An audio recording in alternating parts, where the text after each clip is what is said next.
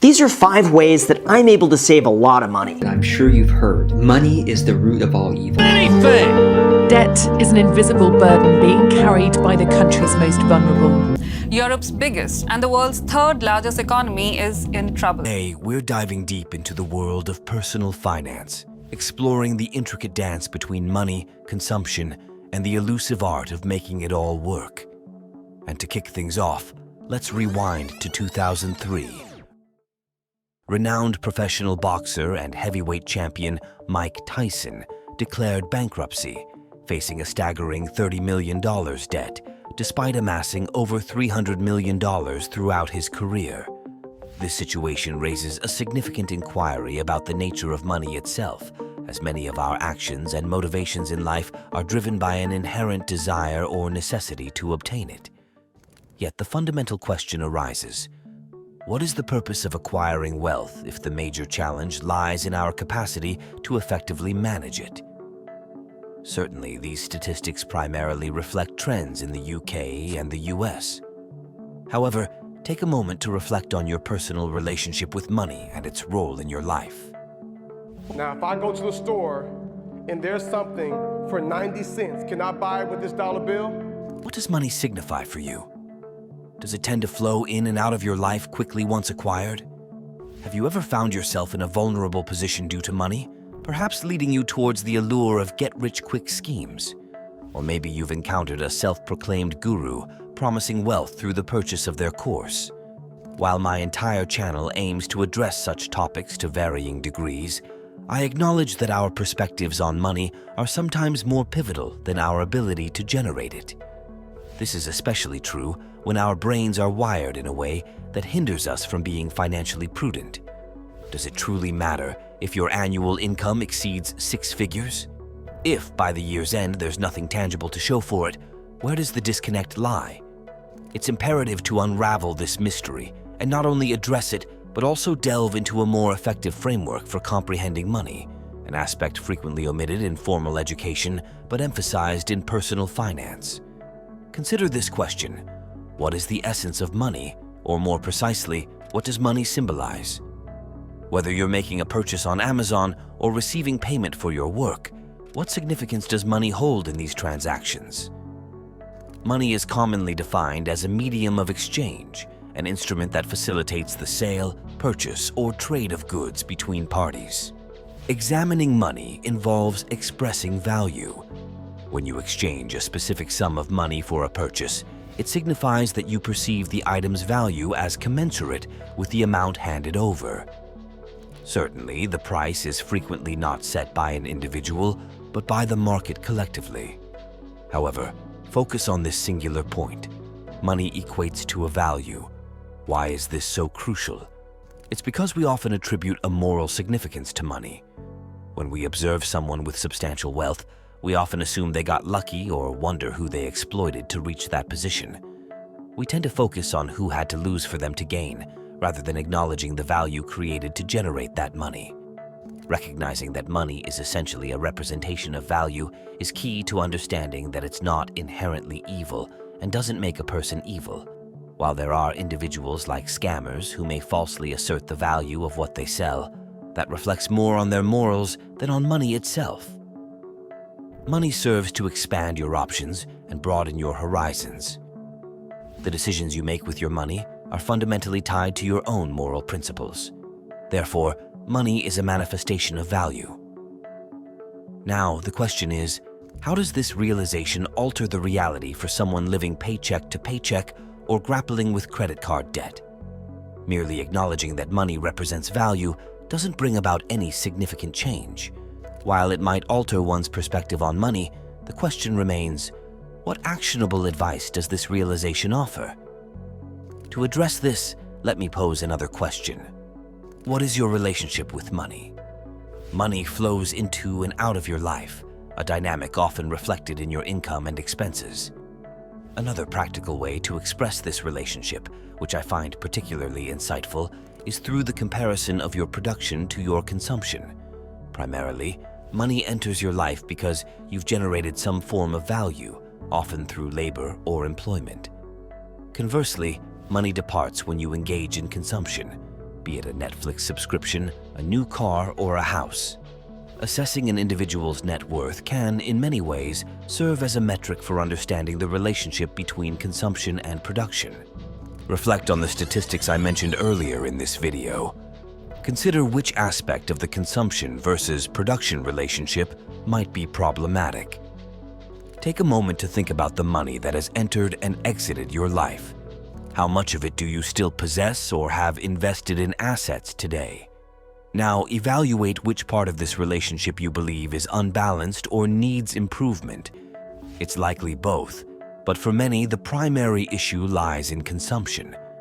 Referencing the Career Builder study that revealed 78% of American workers were living paycheck to paycheck, it's noteworthy that even among those earning $100,000 or more annually, 1 in 10 were in the same predicament. While one could argue that someone earning a six-figure income might still desire more, the challenge arises when you're paid well above the average wage, and yet you find a way to spend it all. In such cases, it's crucial to address the relationship with consumption before delving into the relationship with production. The experiences of wealthy celebrities who have filed for bankruptcy underscore that production means little when there's a significant issue with consumption. The term rat race often refers to an endless, self-defeating pursuit or a seemingly pointless endeavor. Occasionally, it's wrongly equated with working a traditional 9-to-5 job, a comparison employed by certain individuals to manipulate you into purchasing their programs and books. However, this characterization is unfair, as it tends to vilify jobs without recognizing that some people genuinely enjoy or are content with their 9-to-5 roles, or may have additional aspirations beyond their daily work. A genuine rat race manifests as living on the financial edge, teetering one paycheck away from financial hardship, and feeling as though money evaporates as soon as it enters your life. This precarious situation becomes more perilous with increased responsibilities. The risk of losing a job, experiencing an unforeseen health crisis, or encountering any unexpected circumstance can plunge your financial stability into chaos. Consider also the mental toll of dwelling on this financial precipice. In such a scenario, a job ceases to be an option and transforms into a necessity, essential for sustaining your lifestyle or managing debt. To borrow a quote from Tyler Durden in Fight Club, "The things you own end up owning you." What's the silver lining in all of this? The cycle doesn't have to persist. The initial step in improving personal finance involves cultivating awareness of your relationship with money. This often begins with journaling your monthly expenses, categorizing them into areas such as housing, transportation, food, utilities, entertainment, and more. It's a process of comprehending yourself as a consumer, though admittedly, this stage can be challenging.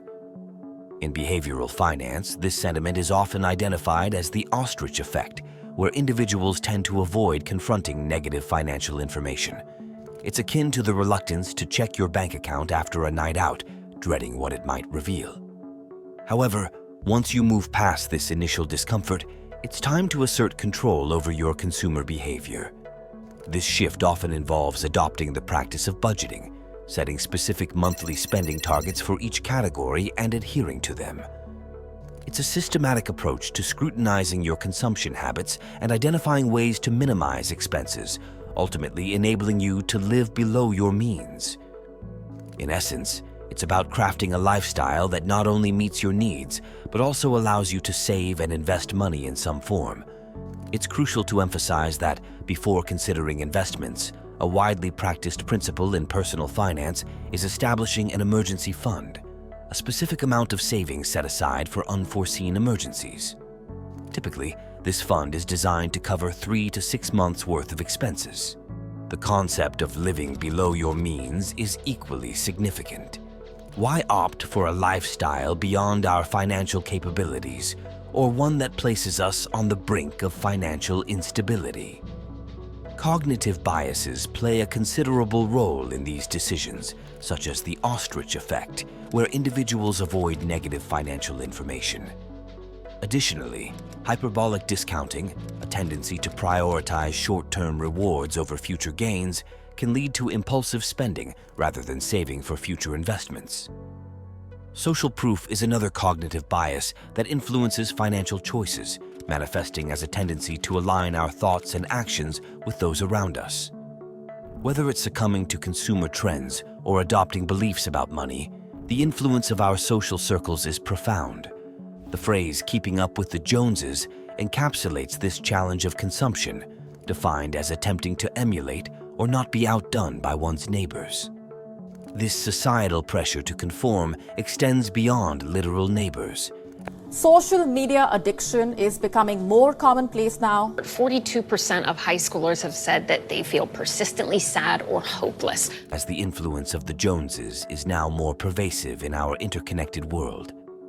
To clarify, I'm not suggesting that purchasing expensive clothing, jewelry, or a sports car is inherently bad, nor do I view consumption negatively. The purpose of this video is not to delve into the philosophical consequences of a materialistic worldview. Instead, it aims to bring awareness to your role as a consumer. Do you prioritize the appearance of wealth over actually having financial stability? The rat race isn't solely about working a 9-to-5 job. Rather, it's living on the edge, constantly pursuing the next thing, whether it's a paycheck or a material possession. This relentless pursuit often relegates greater life goals and ambitions to the background. To break free from this cycle, implementing a budget and keeping track of expenses has consistently proven effective. While discussions about making money and envisioning wealth can be enjoyable, their significance diminishes when your relationship with money as a consumer jeopardizes your financial stability or requires relentless work to sustain a particular lifestyle. That indeed is the essence of the real rat race. Nevertheless, with these considerations in mind, let's delve into the topic of making money. Now, the stuff we teach here, and have for almost 30 years, is proven. What's up, you guys? It's Graham here. So we gotta take a moment and talk about what's going on in the stock market, because as we're finishing up the week, Personal finance channels such as Graham Stephan and Dave Ramsey excel in providing valuable insights into managing and reducing expenses, focusing primarily on the consumption side of financial management. While I appreciate their guidance, I find myself wishing they would emphasize more on strategies for increasing income. I recognize the practicality of their focus on expense reduction. It's generally easier to implement and applicable to a broader audience. It's evident that entire communities have formed around the principle of frugality, with the FIRE, financial independence, retire early movement, being a prominent example. This movement advocates for a lifestyle of extreme frugality, early savings, and investments with the goal of achieving early retirement. Similarly, minimalists, driven by philosophical views on materialism, align with the principles of the FIRE community. Graham Stephan and Dave Ramsey, while promoting frugal living and prudent financial habits, operate within a spectrum that encourages saving money and investing for the long term. This strategy, rooted in sound financial principles, caters to a wide range of individuals with varying income levels. While I acknowledge the efficacy of their approach, I still yearn for more insights into strategies for actively increasing income, understanding the challenge it poses, especially when addressing a mass audience. To put it plainly, Graham Stephan isn't relying on coupon clipping or an ultra-frugal lifestyle to rake in $100 to $200,000 a month from YouTube. Likewise, Dave Ramsey isn't amassing his estimated net worth of $55 million through these tactics. Instead, they leverage a means of production at a massive scale. This entrepreneurial route involves running a successful business at scale, capable of generating substantial value for society. This approach causes the production side of the equation to grow exponentially compared to a standard job. With money, and how are you navigating the delicate dance between consumption and production in your life?